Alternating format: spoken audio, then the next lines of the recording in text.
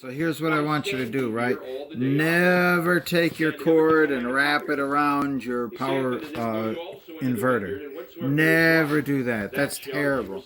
That's bad because it puts extra strain on the wires. It does the same thing here.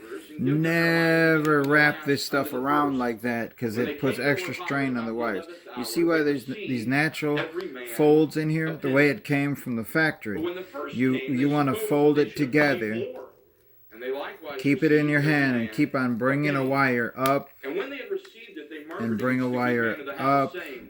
Now hold this in your hand. You're gonna bring this side up to it